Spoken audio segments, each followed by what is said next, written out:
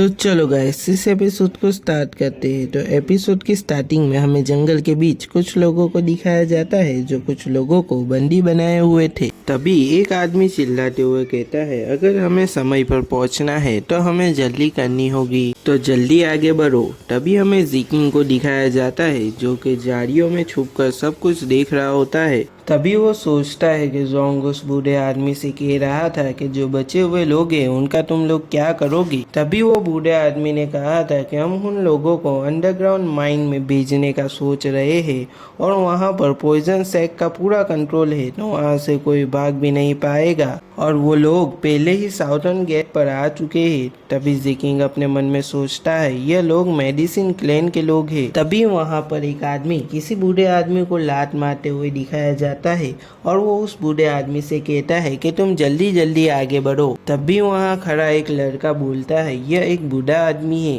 क्या तुम एक बूढ़े आदमी से भी ठीक से बात नहीं कर सकते हो। उसकी बात सुनते ही वो आदमी अपनी हाथ की स्लीव को ऊपर चलाते हुए कहता है, तुमने क्या कहा यू बास्टर्ड, मुझे लगता है कि तुम्हें सबक सिखाने की जरूरत है। तभी वहाँ पर एक टकला आदमी आके उसे रोक लेता है और कहता है, तुम लोग ऐसी बकवास भावनाओं को पालने की वजह से ही आज इस मुसीबत में पड़ चुके हो। करुणा, दया, ये सब कुछ बकवास बातें हैं जो कमजोर लोग अपने आप को और कमजोर दिखाने के लिए बनाते हैं। तुम लोग इस बात का दोष किसी और को नहीं दे सकते हो। तभी वो अपनी तलवार निकालते हुए कहता है, इन लूजर लोगों के साथ इतनी दूर तक सफर करना इतना आसान नहीं था, लेकिन इससे अब चीजें आसान हो जाएगी। यह कहकर वो उस पे अटैक कर देता है जिससे उस लड़के के फेस पर एक स्क्रैच आ जाता है और उसमें से खून निकलने लगता है और वो कहता है, मैं तुम सब लोगों को यहीं पर मार सकता हूँ। और जिसे चोट लगी थी वो तो उसे देखते ही रह जाता है और फिर वो टकला आदमी तलवार पर लगे हुए खून को चाटते हुए कहता है, मैं चाहता तो तुम लोगों को यहीं पर मार सकता था, लेकिन हमें ऑर्डर मिले है कि तुम लोगों को अंडरग्राउंड माइन में ले जाना है, तो अब मुझे अपनी बातें दोहराने पर मजबूर मत करो और सब चुप हो जाओ और शांति से आगे चलते रहो। और फिर वो लड़का और लड़की उस बूढ़े आदमी को उठाने लगते हैं और उसे लेकर आगे जाने लगते हैं। तभी ज़िकिंग उन लोगों में शामिल हो जाता है। तभी यहाँ पर ये सीन कट हो जाता है और फिर हमें दिखाया जाता है कि वो लोग उन लोगों को घोड़ा गाड़ी में लेकर कहीं पे जा रहे थे। उन सभी के बीच ज़िकिंग भी बैठा हुआ था। तभी वो पहले वाला लड़का ज़िकिंग की तरफ देखते हुए कहता है, तुम्हें देखने से ऐसा नहीं लगता कि तुम हमारे क्लैन से हो। ज़िकिंग कहता है, मैं व्हाइट फ्लावर क्लैन से हूँ। वो लड़का ये सुनते ही कहता है, क्या व्हाइट फ्लावर क्लैन पर भी वेनम क्लैन ने हमला किया था, लेकिन तुम यहाँ तक कैसे आ गए हो। ज़िकिंग कहता है, मुझे बंदी बना लिया गया था और मुझे टेस्ट सब्जेक्ट के रूप में इस्तेमाल किया जा रहा था। तभी वहाँ पर अलायंस के जनरल आए तो मुझे वहाँ से भागने का एक चांस मिला, तो मैं वहाँ से भागकर यहाँ पर आ गया हूँ। फिर वो लड़का कहता है, ये आश्चर्यजनक है कि तुम यहाँ तक पहुँच गए हो, लेकिन ये लोग हमें बाहर लेके नहीं जा रहे हैं, ये लोग हमें दूसरे नरक के दरवाजे पर लेके जा रहे हैं। तभी ज़िकिंग वहाँ पर इधर उधर देख रहा था और अपने मन में कहता है, यहाँ पर सिर्फ 5 गार्ड है। तभी वो लड़का कहता है, मैं अनुमान लगा सकता हूँ कि तुम इस समय पर क्या सोच रहे हो, लेकिन मेरा सुझाव यह होगा कि अब तुम हार मान लो। मुझे दूसरों के बारे में नहीं पता, लेकिन ये टकला आदमी देदू है जो एक स्वॉर्ड एक्सपर्ट है, उसके हाथों से निकलना लगभग इम्पॉसिबल है और हम सभी में से ज्यादातर लोग पॉइजन के कारण अपनी इंटरनल एनर्जी को खो चुके हैं। ज़िकिंग कहता है, अगर मेरे पास पॉइजन हो तो। वो लड़का कहता है, पॉइजन ये कुछ ना होने से तो अच्छा ही है,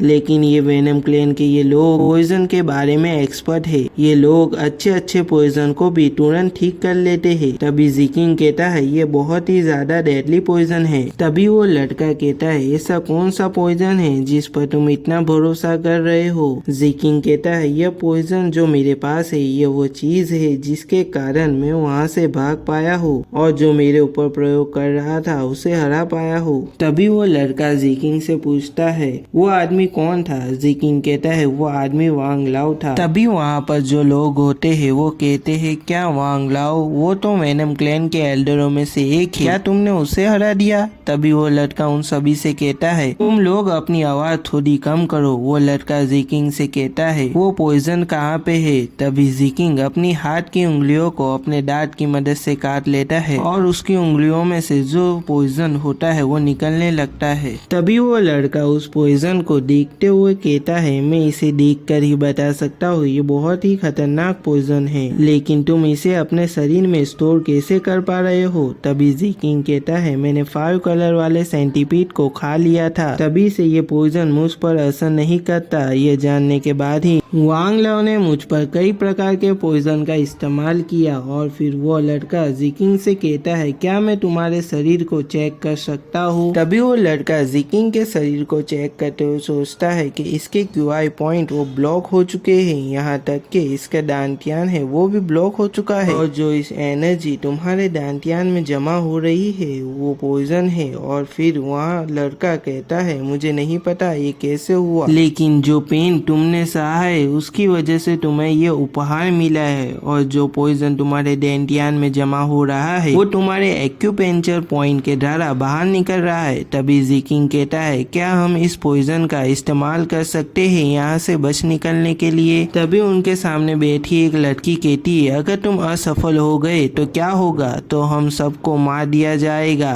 क्या तुम यह सब के बारे में नहीं सोच रहे हो? तभी वहाँ एक आदमी होता है, वो कहता है, हाँ मैं इस लड़की के बात से सहमत हूँ, वे सभी हम सबको माइन की तरफ ले जा रहे हैं, हम लोग वहाँ मरने वाले नहीं हैं, जिससे आखिर में हमारी जिंदगी तो बच ही जाएगी। वो लड़की जिकिंग से कहती है, लड़के जो तुम प्लान बना रहे हो वो कितना जोखिम भरा है, जब हम माइन में पहुँच जाएंगे तो हम इसके बारे में सोच सकते हैं। जिकिंग कहता है, अगर हम वहाँ पर पहुँच गए तो सब खत्म हो जाएगा। क्या तुम लोग यही चाहते हो कि और कुछ सालों तक खाए और जिए?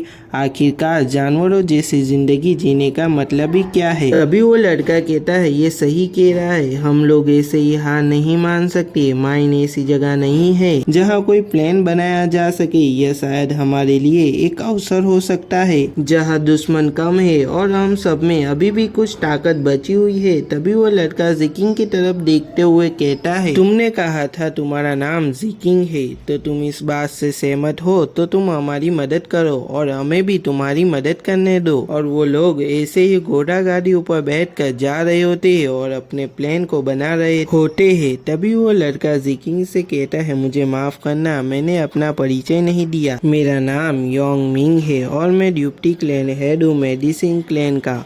और फिर जिकिंग कहता है, मेरा नाम जैन जिकिंग है। फिर जोंगमिंग जिकिंग से कहता है, तुमने हम सब की आंखें खोल दी है, जो कुछ तुम्हारे साथ हुआ था वो तुम हमें नहीं बताते तो हम हमारे साथ जो कुछ हुआ है उसकी रिपोर्ट करने के लिए अलायंस में ही चले जाते, इसके लिए तुम्हारा धन्यवाद। तभी जिकिंग कहता है, अभी तक हम लोग यहाँ से बाहर नहीं निकले हैं। तभी हमें दिखाया जाता है कि उन लोगों की तरफ एक आदमी घोड़े पर बैठकर आ रहा होता है और कहता है कि रुक जाओ। वो लोग ये सुनते ही हैरान हो जाते हैं। तभी वो घोड़े वाला आदमी सभी से चिल्लाते हुए कहता है, जो हमारे चीफ है उन्होंने ऑर्डर दिया है कि इन लोगों को वापस शैक में लेकर आओ। यह सुनकर जिकिंग और योंगमिंग के फेस पर एक सीरियस एक्सप्रेशन आ जाते हैं। इसी के साथ यह एपिसोड खत्म हो जाता है।